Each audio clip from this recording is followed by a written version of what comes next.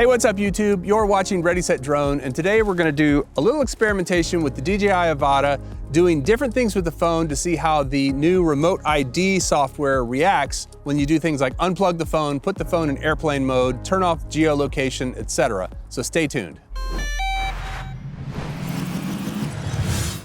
So as most Avata pilots know by this point, the new firmware on the Avata accounts for remote ID, which means that you have to have your phone plugged into your goggles in order to fly so that you can broadcast your location in accordance with the remote ID laws.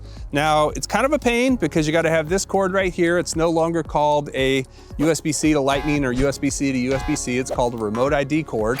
And you've got to have one of these. And if you don't have one, what'll happen is you will get this error. So I'm going to go ahead and plug this in and start the DJI Fly app. We're gonna go ahead and just take off. And fly around a little bit, and you can see it's doing fine.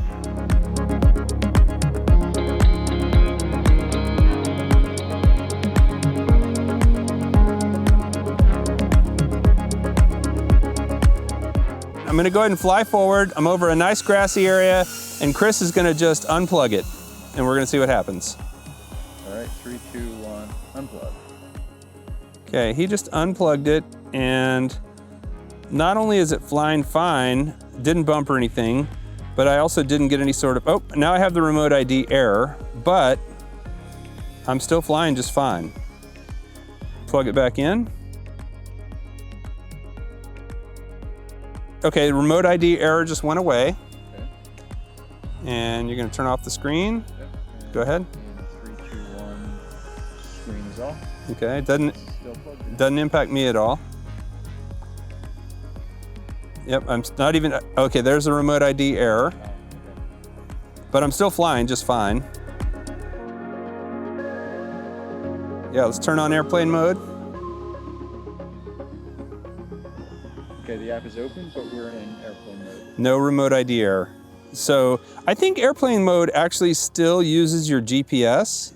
All right, so now I'm gonna turn off location. Okay.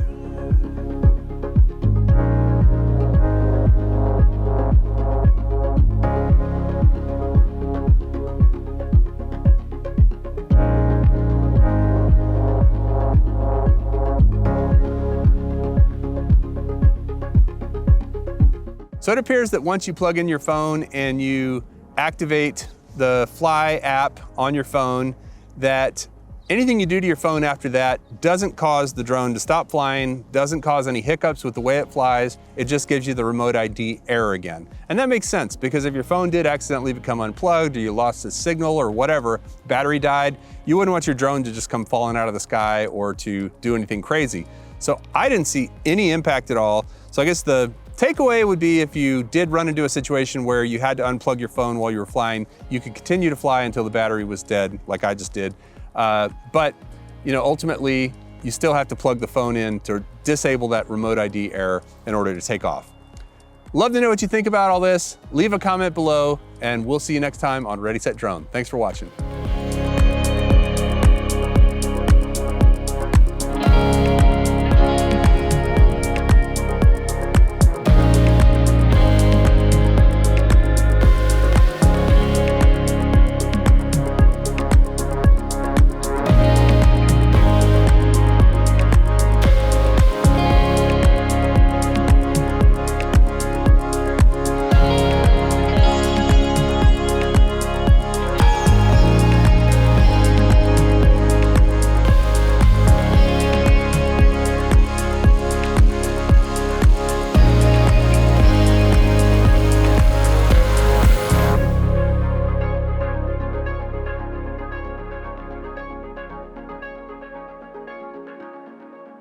Hey, what's up, you? I feel like that's a crotch shot.